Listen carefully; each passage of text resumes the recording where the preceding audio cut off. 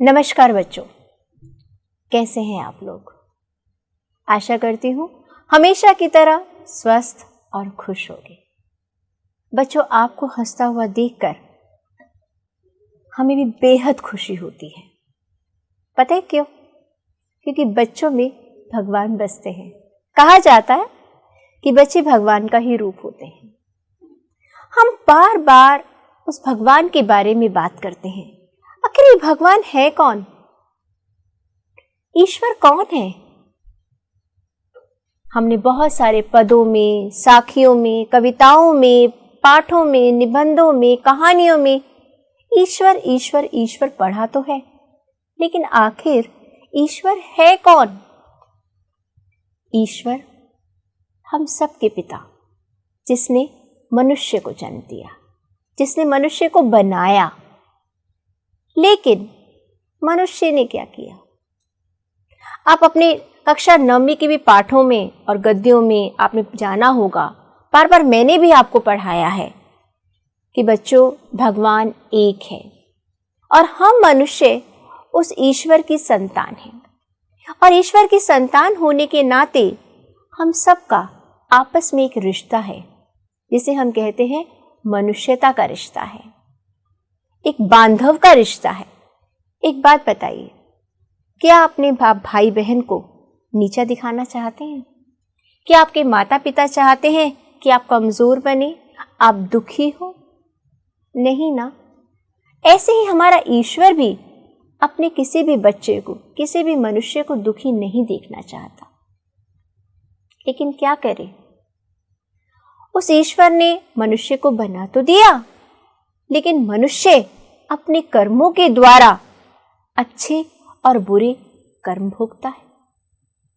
हमारे इंसानों की इस बनाई हुई इस दुनिया को हमने ऐसा बना दिया है कि मनुष्य का ही इसमें रहना दिनों दिन मुश्किल होता जा रहा है। हर युग की अलग अलग समस्याएं रही हैं। जैसे अगर हम वर्तमान की बात करें तो आप देखेंगे आज भी धर्म, जाति, देश की सीमाओं के नाम पर दंगे हो रहे हैं, झगड़े हो रहे हैं, जो कि हमें पनपने नहीं देता, विकास नहीं होने देता। याद है जब मैं आपको रैदास के पद पढ़ा रही थी तो मैंने आपसे कहा था कि कल्पना करो एक ऐसे समाज की जिसमें कहीं पर भी किसी का उपनाम ही नहीं है, और अगर हमारा नाम होने के बजाय हम सबके नंबर हो तो कैसा रहे। लेकिन अरबों खरबों की संख्या में नंबर भी याद रखने बहुत मुश्किल है। नाम रखा गया, नाम हर एक व्यक्ति की पहचान बन गया। लेकिन जब हमने उस नाम को, नाम के साथ उपनाम को जोड़कर धर्म और जाति में बांटना शुरू कर दिया, तो हमारी खूबसूरत सी दुनिया जो हमें ईश्वर ने सौंपी थी जीने के लिए, खुशहाल जीवन जीने के लिए, उसे हमने नर्क बना दिया।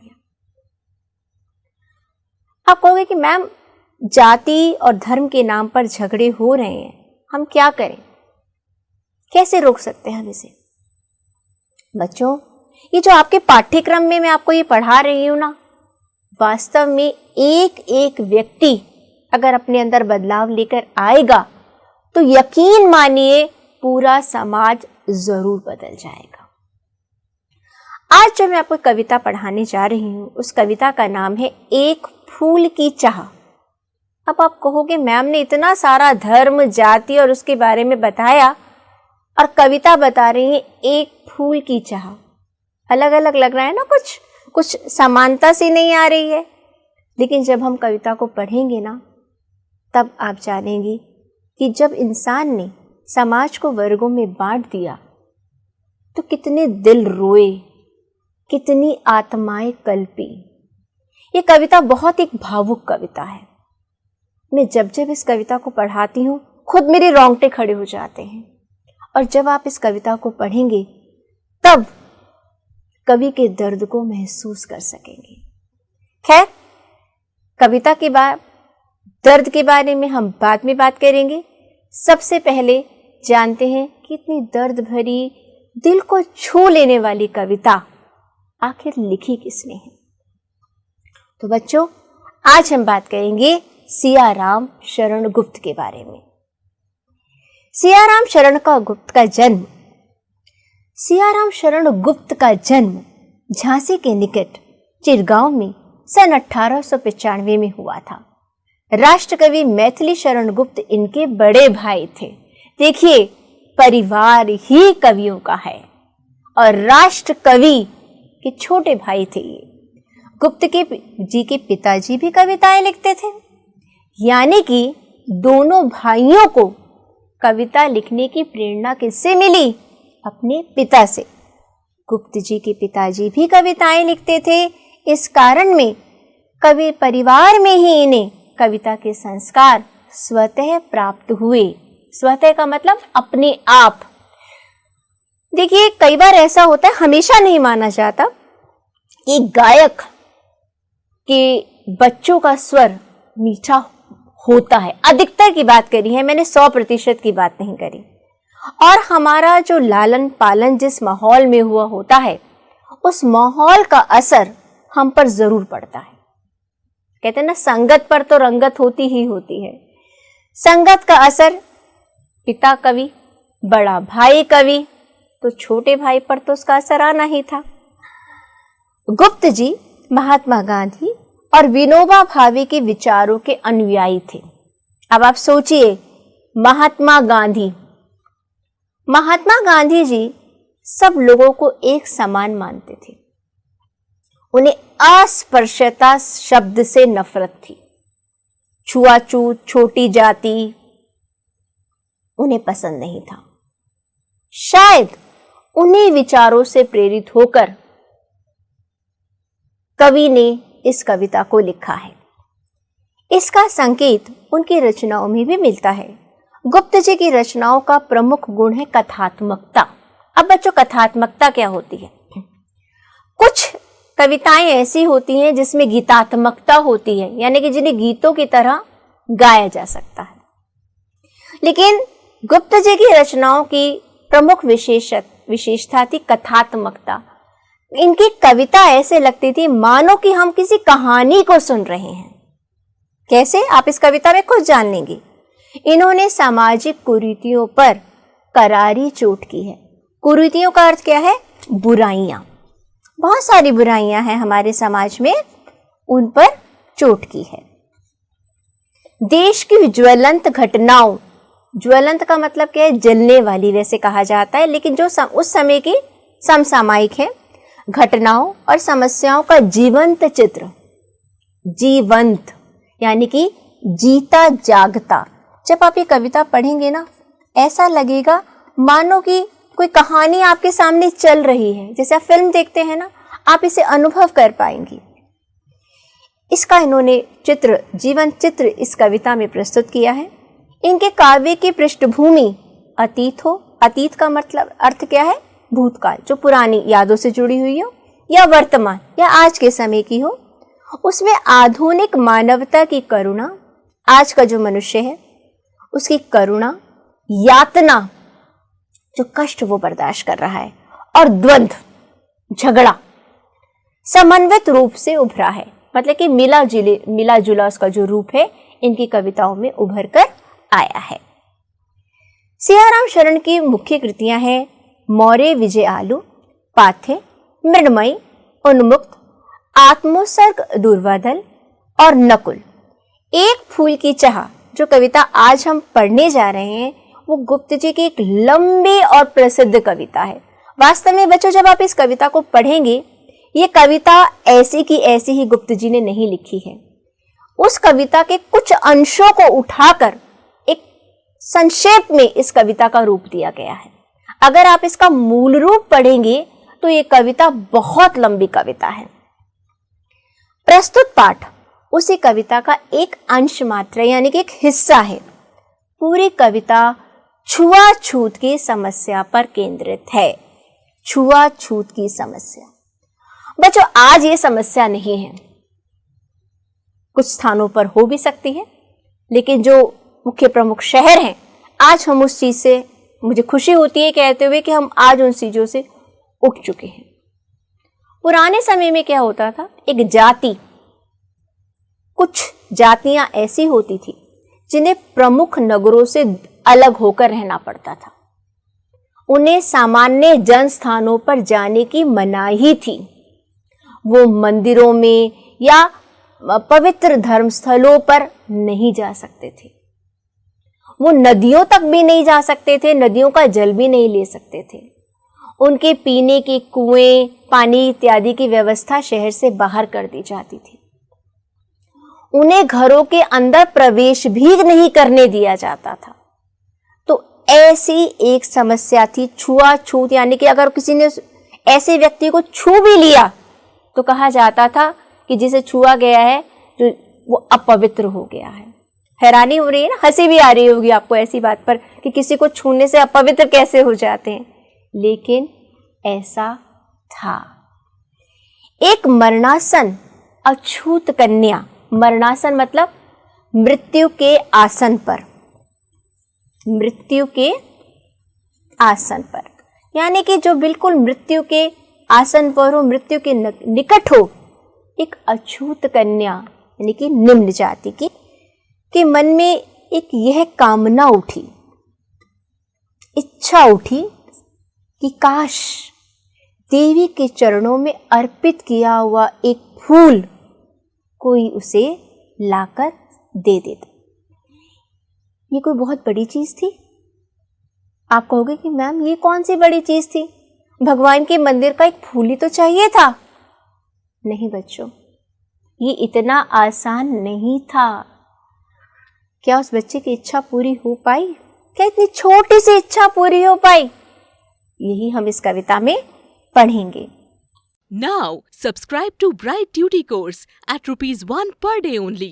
Download Bright Duty app from Play Store and get the online courses prepared by competent and experienced teachers for different education boards of classes 6 to 10.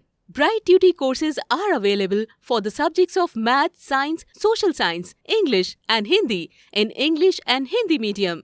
Bright Duty follows 3-step approach, that is learning, assessment and exam preparation. In learning, topic-wise video lectures with explanation of concepts and discussion of textbook examples and questions are available with the solutions.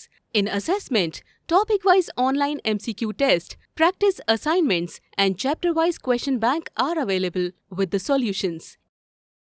In exam preparation, previous year's question papers, sample papers and model test papers are available with the solutions. Sign up today on Bright Tutor and avail your courses at affordable prices. कन्या के पिता ने बेटी की मनोकामना को पूरा करने का बीड़ा उठाया। उन्होंने सोच लिया कि मुझे इसे पूरा करना है। वे देवी के मंदिर में पहुंच भी गए, देवी की आराधना भी की, पर उसके बाद वो देवी के भक्तों में खटकने लग गए। कैसे बर्दाश्त करता वो समाज कि एक निम्न जाति का व्यक्ति मंदिर में आ गया, और मंदिर में मतलब कि उनको तो मंदिर तो क्या, उनको तो घरों में प्रवेश करने की भी इजाजत नहीं थी, मंदिर में कैसे आ गया? मानव को मात्र एक समान मानने की नसीहत देने वाली देवी के स्वर्ण भक्तों ने उस विवश, लाचार, आकांक्षी, आकांक्षी का अर्थ है कोई इच्छा रखने वाला। देखो ईश्वर क्या कहता है, सब एक समान है, यही कह रहा है, लेकिन उसी के भक्त, भक्त क्या होता है? जो अपने ईश्वर की हर बात को माने। लेकिन यहां पर उल्टा हो रहा है, जिस चीज की इजाजत ईश्वर देता है उस पर सीमा रेखा किसने खींच दी? इंसान ने खींच दी। अछूत पिता के साथ कैसा सलूक किया? सलूक का अर्थ है व्यवहार किया। क्या वो अपनी बेटी को फूल लाकर दे सका? यही उस कविता का मार्मिक अंश है। चलिए कविता पढ़ते हैं। उद्वेलित कर अश्रु राशियां, हृदय चिताएं धधका कर, महामारी प्रचंड हो फैल रही है इधर उधर, क्षीण कंठ मृत वत्सनाओं का करुण रुदन रुद्रांत रिंतांत, भरे हुए था निज कृश रव में हाहाकार अपार अशांत। ये प्रथम जो पद्य है ना, बहुत भीषण है। इसमें इतनी करुणा है, इतना दर्द है। मैं दोबारा पढ़ती हूं। उद्वेलित कर अश्रु राशियां। अब उद्वेलित का अर्थ लिखिए। उद्वेलित का अर्थ है, इसमें एक एक शब्द बच्चों समझने वाला है। भाव विहल। भाव विहल क्या होता है? भावनाओं से भरा हुआ। अश्रु राशियां, आंसुओं की लड़ियां, आंसुओं की लड़ियां। जब तक आप इसके एक एक शब्द के अर्थ को नहीं समझेंगे, उस भावना को नहीं समझ पाएंगे। हृदय चिताए धधकाकर। हृदय चिताए मतलब हृदय रूपी चिता। चिता क्या होती है? जब मृत व्यक्ति का शरीर जहां पर जलाया जाता है उसे हम कहते हैं चिता। धधकाकर, जलाकर। अभी पहले आप शब्दों के अर्थों को लिख लीजिएगा, फिर जब हम इसे जोड़ेंगे तो हम इसका अर्थ समझ पाएंगे। महामारी प्रचंड हो। प्रचंड किसे कहते हैं? तीव्र। और महामारी का अर्थ क्या है? बड़ी बीमारी। महामारी का अर्थ है बड़ी बीमारी। ऐसी बीमारी जिसको काबू में लाना थोड़ा सा कठिन हो जाता है। फैल रही है इधर उधर। क्षीण कंठ मृत वत्साओं के। क्षीण का अर्थ है कमजोर, मतलब कि जो बहुत ही कमजोर है, धीरे धीरे धीरे धीरे। यहां पर हम कहेंगे, यहां पर क्षीण का अर्थ है कमजोर। कंठ आप जानते ही है गला, लेकिन गला किसका? मृत वत्साओं, मृत बच्चों की माओं का। मृत बच्चों की माताएं। करुण रुदन। करुण दुखपूर्ण, दुखपूर्ण। रुदन रोने का। रुदन का अर्थ है रोना। दुर्दांत हृदय विदारक। दुर्दांत का अर्थ है मतलब कि दिल को चीर के रख दे।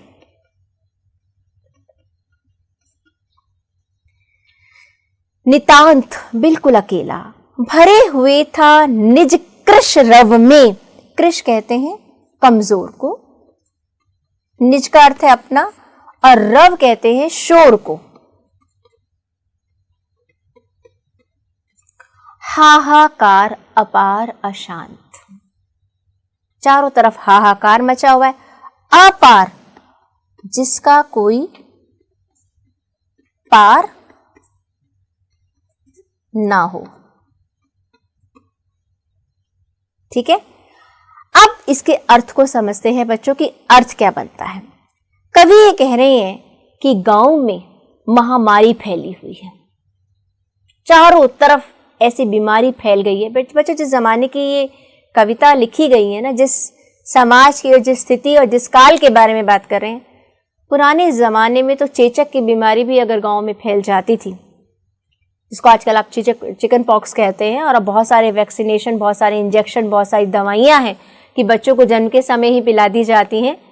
खैर, अब हमारा विज्ञान इतनी तरक्की कर चुका है, लेकिन आज भी कुछ ऐसी बीमारी है जिन पर इंसान अभी काबू नहीं पा पाया है। अभी आपने देखा होगा केरल में कितनी बड़ी बीमारी फैली। खैर, उस समय की बात पर आते हैं।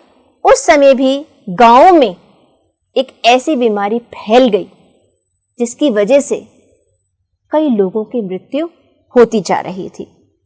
महामारी ऐसे फैली कि जिसका सबसे ज्यादा असर किस पर पड़ रहा था? बच्चों पर, जिसके कारण बच्चों की मृत्यु हो रही थी। अब छोटे छोटे बच्चे अगर मृत्यु की गोद में चले जाएं तो सोचो उस मां का क्या हाल होगा। मां बाप के लिए उनकी संतान ही सब कुछ होती है। तो उस स्थिति का वर्णन किया गया है कि एक ऐसी जगह है, ऐसा गांव है, ऐसा स्थान है जहां पर कई परिवारों में छोटे छोटे बच्चों की मृत्यु हो चुकी है। और बच्चों की मृत्यु के कारण हर घर में से माओं के रोने का स्वर फूट कर आ रहा है। वो स्वर कितना दर्द भरा होगा। उद्वेलित होकर, यानी कि भाव से विहल होकर, अश्रु राशियां, हृदय रूपी चिता जलाकर, कहते वैसे तो अपने बच्चों की चिताएं जलाकर आई थी, लेकिन इस समय क्या जल रहा था? हृदय में चिता जल रही थी। किसकी? दर्द की चिता, अपने बच्चों से अलग होने की चिता दिलों में जल रही थी और आंखों से आंसुओं की लड़ियां बहती चली जा रही थी। महामारी ने तीव्र रूप से अपना भयंकर सा रूप धारण कर लिया था और चारों तरफ महामारी फैल चुकी थी। बेचारी कमजोर बच्चे जिनकी मृत्यु हो चुकी है, उनकी माताएं अपने कमजोर स्वर में रो रही हैं। क्यों? उनके अंदर इतनी ताकत ही नहीं बची है। अपने बच्चों को वो खोकर अधमरी सी हो गई हैं। उनका रोना इस समय चारों तरफ फैला हुआ है और एक किसी की मृत्यु के बाद ना एक सूनापन आता है, लेकिन उस सूनेपन को कौन भर रहा है यहाँ पर? उन माँ की, उन विभिन्न अलग अलग बच्चे जिनकी माँ रह रही हैं यहाँ पर, वो माएँ रो रही हैं। उनके रोने का स्वर, उनके रोने का शोर चारों तरफ फैला हुआ है। चारों तरफ अशांति सी है। वातावरण जो है वो अच्छा नहीं है।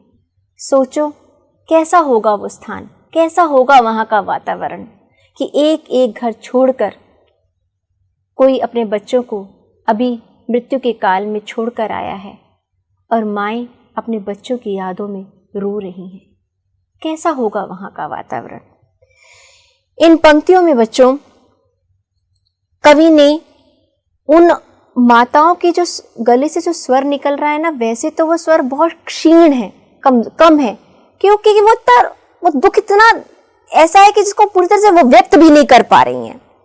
चारों तरफ एक हाहाकार मचा हुआ है। इन पंक्तियों में कवि ने कौन सी भाषा का प्रयोग किया है बच्चों? खड़ी बोली का। मैं आपको भाषा इसलिए बता रही हूँ क्योंकि मुझे मालूम है आपका भी मन इस पद्य को पढ़कर थोड़ा सा अशांत हो गया होगा, लेकिन ये एक सच्चाई है। ब्रज भाषा खड़ी बोली का प्रयोग किया गया है। आपने देखा होगा तत्सम शब्दों का बहुत प्रयोग किया गया। तत्सम शब्द क्या होते हैं बच्चों? जिसमें कि संस्कृत के शब्दों को हिंदी में वैसे के वैसे ही इस्तेमाल किया जाता है, बिना रूप बदले। वर्णनात्मक शैली है। ऐसा लग रहा है ना जैसे पूरी की तरह एक कहानीकार जो है एक कहानी का समा बांध रहा हो। शैली का प्रयोग किया है। हृदय चिताएं, हृदय चिताएं में हृदय रूपी चिता, हृदय चिताएं, ये रूपक अलंकार का यहां पर प्रयोग किया है। चलिए अगले पद्य की तरफ चलते हैं। Now, subscribe to Bright Duty course at ₹1 per day only.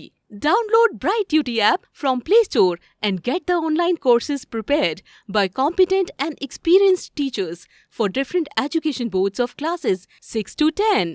Bright Duty courses are available for the subjects of Math, Science, Social Science, English and Hindi in English and Hindi medium. Bright Duty follows 3-step approach, that is learning, assessment and exam preparation. In learning, topic-wise video lectures with explanation of concepts and discussion of textbook examples and questions are available with the solutions. In assessment, topic-wise online MCQ test, practice assignments and chapter-wise question bank are available with the solutions. In exam preparation, previous year's question papers, sample papers and model test papers are available with the solutions. Sign up today on Bright Tutor and avail your courses at affordable prices. बहुत रोकता था सुखिया को, न जा खेलने को बाहर, नहीं खेलना रुकता उसका, नहीं ठहरती वह पल भर। मेरा हृदय कांप उठता था, बाहर गई निहार उसे, यही मानता था कि बचा लूं किसी भांति इस बार उसे। वातावरण का तो वर्णन कर दिया। अब कवि एक पिता की भावना को व्यक्त कर रहा है। बहुत रोकता था सुखिया को, सुखिया उस बच्ची का नाम है, बच्ची का नाम है। क्या नाम है? सुखिया। ना जा खेलने को बाहर, क्यों नहीं बाहर भेजना चाहते थे? कि कहीं ऐसा ना हो कि इस महामारी की चपेट में वो ना आ जाए। एक अंदर पिता के मन में एक डर था। वो कहते थे बाहर खेलने मत जा, लेकिन बच्चे बाहर खेलने जाने से रुक सकते हैं क्या? बिल्कुल नहीं। नहीं खेलना रुकता उसका, नहीं ठहरती वह पल भर। बच्चे की चंचलता का वर्णन किया है। बच्चे नहीं डरते। कई बार देखो आपको खांसी होता है, जुकाम होता है, मम्मा मना करती है बाहर मत जाओ, मम्मा कुछ नहीं होगा, आप नहीं मानते ना। ऐसे ही वो बच्ची भी, वो नहीं रुकती थी, उसे खेलना बहुत पसंद था। सभी बच्चों को खेलना पसंद था। मेरा हृदय कांप उठता था। किसका हृदय? मेरा हृदय कौन है? पिता का दिल। बाहर गई निहार उसे। जब भी मैं उसे बाहर जाते हुए देखता था मुझे एक डर सा लगता था। यही मानता था कि बचा लूं किसी भांति इस बार उसे। हे भगवान, किसी तरह इस बार मैं उसे बचा लूं, कि इस बार ये बीमारी जो है वो उसे ना लग जाए। अब आप देखिए, यहां पर कवि बताने कि हमारे जो माता पिता हैं वो हमेशा अपने बच्चों का भला चाहते हैं ना। लेकिन कभी कभी बच्चों को ये बात बहुत बुरी लगती है। यहाँ पर सुखिया जो है वो नहीं चाहती, रुक नहीं रही थी, क्योंकि उसे वो नहीं समझ रही थी कि आखिर महामारी का अर्थ क्या होता है और उसके बाहर खेलने की जिद का अंत क्या होगा। आगे चलते हैं। भीतर जो डर रहा छिपाए, हाय वही बाहर आया। पिछले पद्य में कौन सा डर था पिता को? पिता को डर था कहीं उसकी बेटी को, सुखिया को महामारी का रोग न हो जाए। लेकिन जो होना था वो तो होकर रहा। जो डर था, जो डर उसने छिपा रखा था, हाय वही बाहर आया, वो सत्य हो गया और उसकी बेटी सुखिया भी महामारी की चपेट में आ गई। एक दिवस सुखिया के तनु को, तनु का अर्थ है यहां पर शरीर को, ताप तप्त मैंने पाया। ताप तप्त, बुखार से तपता हुआ। एक दिन मैंने अपनी बेटी के शरीर को बुखार से तपता हुआ पाया। ज्वर से विहल हो बोली वह। विहल का अर्थ क्या है यहां पर? व्याकुल। ज्वर, बुखार, बुखार की गर्मी में वो व्याकुल होकर बोली, क्या जानूं किस डर से डर। कहते पता नहीं पिताजी मुझे डर लग रहा है। किस चीज का डर है वो जानती नहीं है। मुझको देवी के प्रसाद का एक फूल ही दो लाकर। बच्चे ने क्या मांगा? मुझे देवी के प्रसाद का एक फूल लाकर दे दो। क्रमशः कंठ क्षीण हो आया। क्रमशः मतलब धीरे धीरे,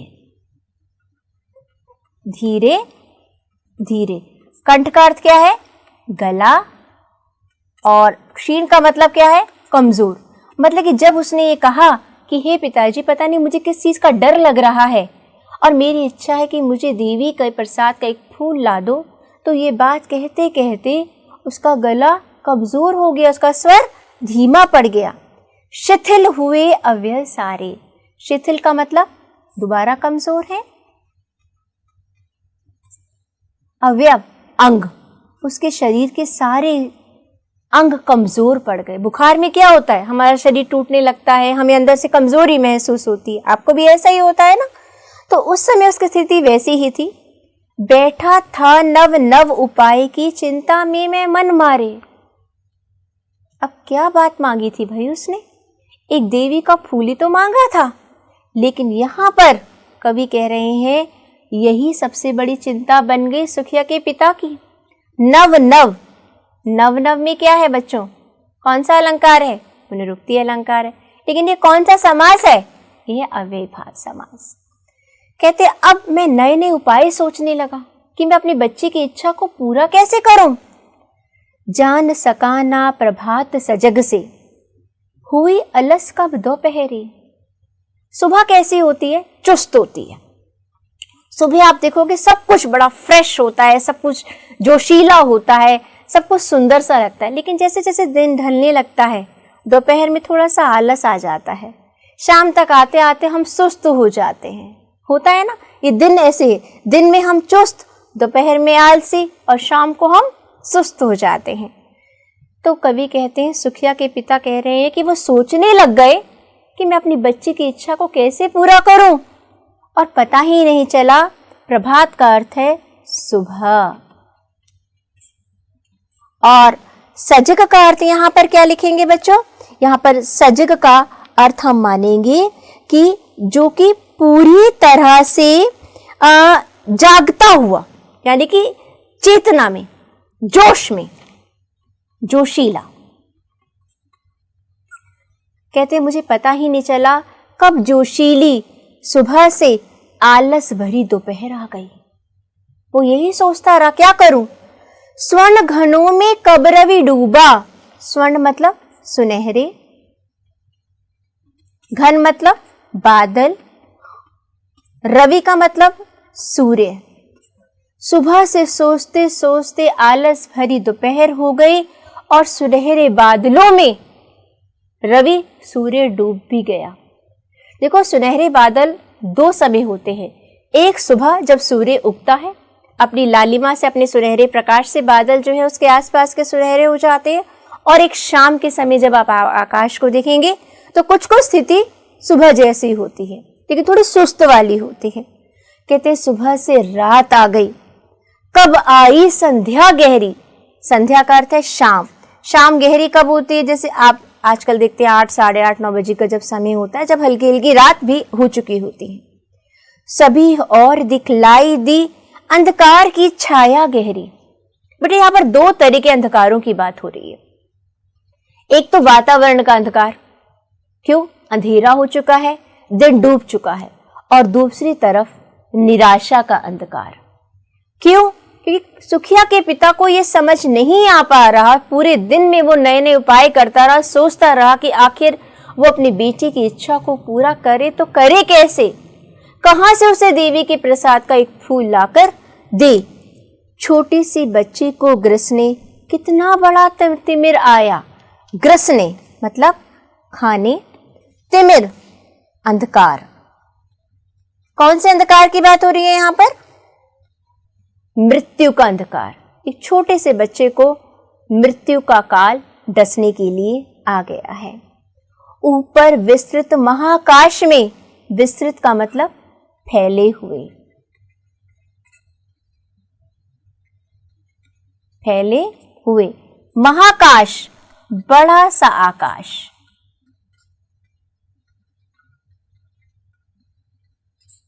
जलते से अंगारों से झुलसी जाती थी आंखें। कहते हैं ऊपर तो आकाश में क्या था? पूरे की पूरी तरफ पूरा आकाश अंधेरे में था, ठीक है। कहते हैं उस समय जैसे आकाश में तारे होते हैं ना, छोटे छोटे तारे नजर आते हैं, कहते हैं ऐसे ही मेरी बेटी की छोटी छोटी दो आंखें जो थी वो झुलसी हुई थी, बुखार में तप रही थी, जगमग जगती तारों से। उन्होंने अपनी बेटी की आंखों की तुलना किससे करी है? आकाश में चमकते हुए टिमटिमाते हुए तारों की, जिसकी रोशनी पूरी नहीं होती है। कहते इस समय मेरी बेटी की भी आंखें जो हैं तारों की तरह टिमटिमा रही थी। देख रहा था, मैं उसे देख रहा था, पिता अपनी बेटी को देख रहा था, जो सुस्थिर, सु जमा स्थिर, ठीक है, सुस्थिर एक स्थान पर जब टिक चुकी हो, नहीं बैठती थी क्षण भर। जो कभी भी लड़की एक स्थान पर टिकती नहीं थी, बच्चे चंचल होते हैं, एक स्थान पर वो एक स्थिति में बहुत देर तक नहीं बैठे रह सकते, कभी उठेंगे, कभी हिलेंगे, कभी डुलेंगे, ठीक है ना। आप भी ऐसे करते हैं ना, एक कक्षा की 40 मिनट की कक्षा में कितना कठिन हो जाता है एकदम ऐसे बैठे रहना, थोड़ा बहुत हिलते रहते हैं। वो छोटी सी लड़की भी जो कभी एक क्षण के लिए भी एक स्थान पर टिकती नहीं थी, हाय वही, ये बेटा ये शब्द है वही, वही नहीं है वही, चुपचाप पड़ी थी अटल शांति सी धारण कर। अटल जो कि टले नहीं। अब वो लड़की जो बिल्कुल टिकती नहीं थी एक स्थान पर, चुपचाप एक स्थान पर पड़ी हुई थी। कारण बुखार से पीड़ित थी, शरीर में कमजोरी थी, महामारी की चपेट पे थी।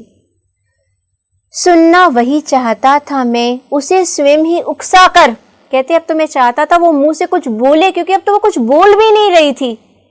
अब तो मैं उसके मुंह से एक एक शब्द सुनने को तरस रहा था। सुखिया के पिता कह रहे हैं जो उनकी बेटी 24 घंटे यहाँ से वहां चहकती रहती थी, अब वो चुपचाप बिस्तर पर पड़ी थी, बिना हिले डुले। कहते मेरा मन कर रहा था कि वो कुछ तो बोले, चाहे उसी इच्छा को बोले जिसे वो पूरा नहीं कर पा रहा था, लेकिन फिर भी उसकी मधुर वाणी को सुनने के लिए पिता तरस रहा था। मुझको देवी के प्रसाद का एक फूल ही दो लाकर। ऊंचे शैल शिखर के ऊपर मंदिर था विस्तीर्ण विशाल। अब कवि ले आया है मंदिर के वातावरण की तरफ। मंदिर के सौंदर्य का वर्णन किया गया है। ऊंचे शैल शिखर, शैल कहते हैं बेटा पहाड़ को। पहाड़ की चोटी पर मंदिर था विस्तीर्ण, विस्तृत, फैला हुआ एक बहुत बड़ा मंदिर था। स्वर्ण कलश सरसिज विहसित थे। स्वर्ण कलश सोने के समान, विहसित मतलब, सरसिज मतलब कमल।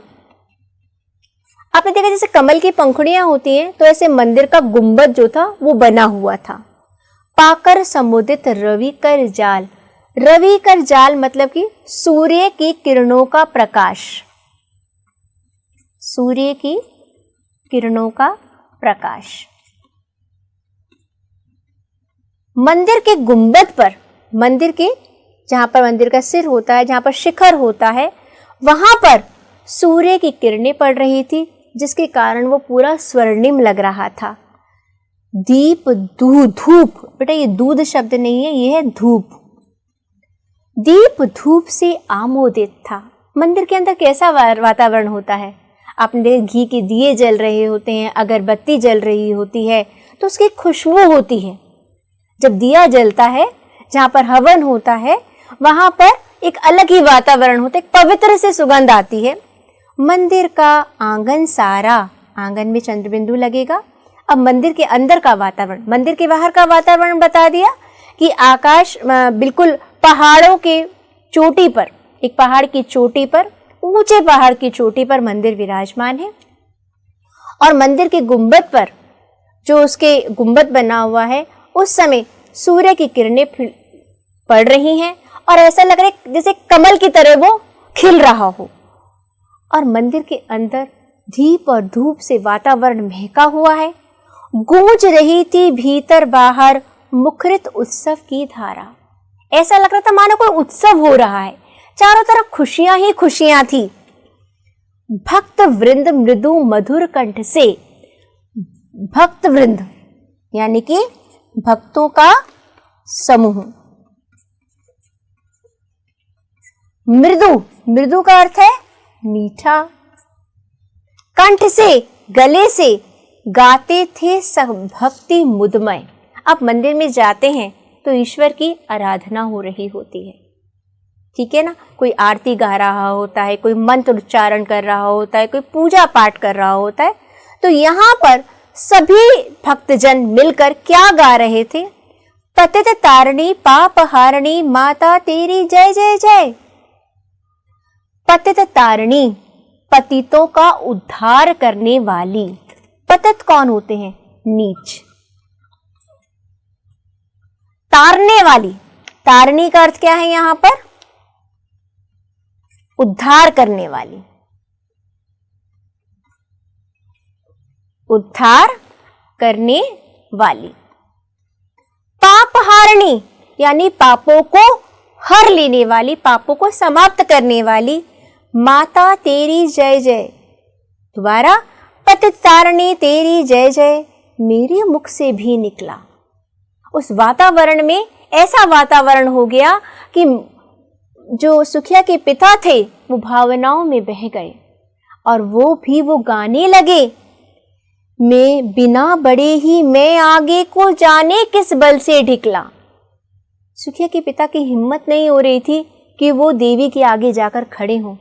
एक तो वो अछूत, पहली बार अपनी बेटी की इच्छा को पूरा करने के लिए वो नहा धो के साफ सुथरे वस्त्र पहनकर मंदिर में अपनी बेटी की इच्छा को पूरा करने के लिए आए थे, लेकिन मंदिर के वातावरण को देखकर वो भाव विह्वल हो उठे।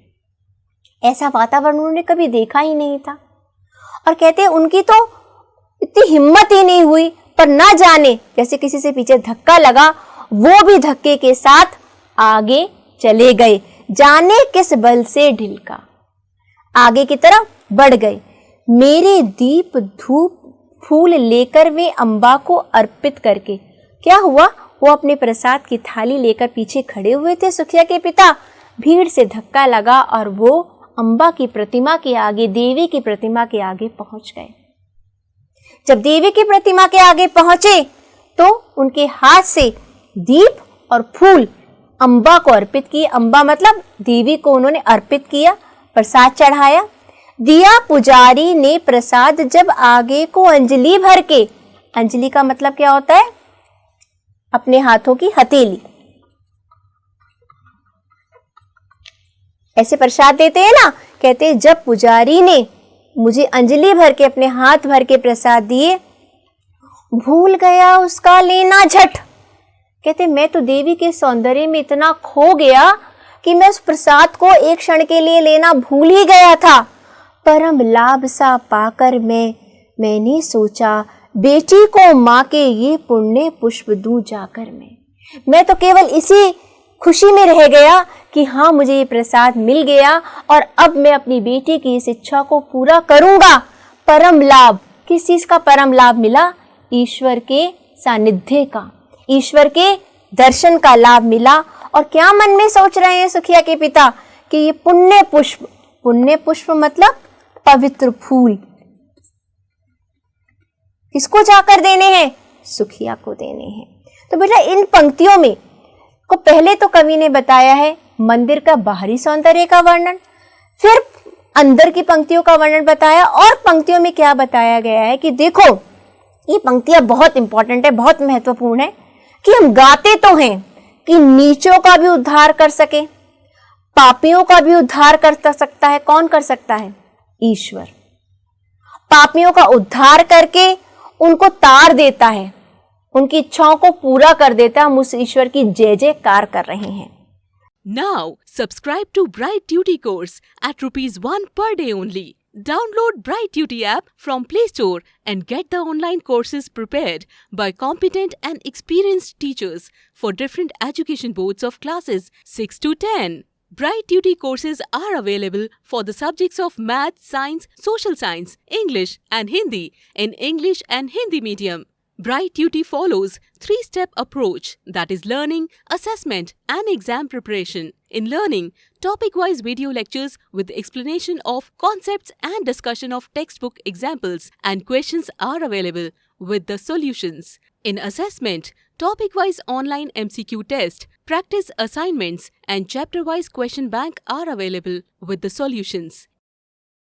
In exam preparation, previous year's question papers, sample papers and model test papers are available with the solutions. Sign up today on Bright Tutor and avail your courses at affordable prices.